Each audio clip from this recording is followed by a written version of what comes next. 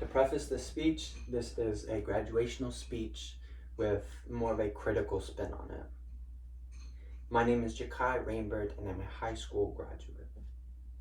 Society tells us every person is unique and to cherish our differences. Then we are sent to the educational production line and forced to conform to the mental molds the school system enforces. Our future sits in small rooms all day, force-fed the same dull facts, and requested to complete the same futile assignments. This isn't education. You don't need college to learn stuff. The value is seeing whether somebody can work hard at something. Elon Musk. The purpose of school has always been flawed, which also applies to elementary and high school. Let me ask you a question. When was the last time you remember being excited about school?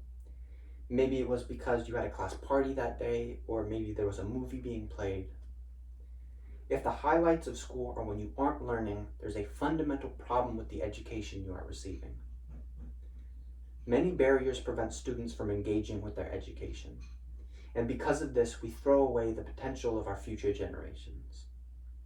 I want to highlight a few of the most severe barriers so that hopefully we can change our attitude towards education and uplift our youth through their strengths instead of punishing them for their weaknesses.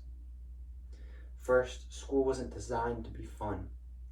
As I am sure we're all aware of the origin of the school system, it is no mystery that the entire concept was never about efficiently and effectively teaching our successors, let alone in a way that they enjoy. Teachers try to make learning engaging, but they are subject to the same iron cages we are.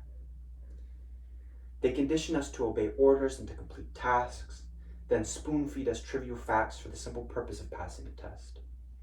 This isn't education. Second, if you were to give a bunch of people a plate of food, odds are a few would love it and a few would hate it. If you wanted everyone to love your dish, you'd have to make what they each individually liked. To engage every student in a way that makes them genuinely happy to learn, we must tailor the way we teach them. Expecting large groups of people with different backgrounds and strengths to meet the same concrete goals only leaves those who don't fit the mold behind. This isn't education. Third, students have little to no control over their education.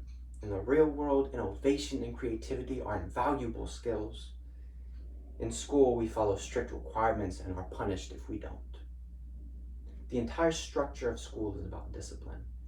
Imagine how much more engaged our youth would be if they were able to mold their education to what works best for them, and if they were free to experiment and grow naturally and authentically. This isn't education. Fourth, the method of learning the school system is based around is inherently ineffective. We found everything on memorization. We sit down for hours listening to long lectures, we sit idly watching videos, then we are quizzed weeks later on what we were taught.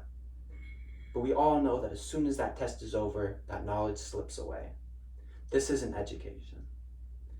Finally, the purpose of high school is to prepare you for the future.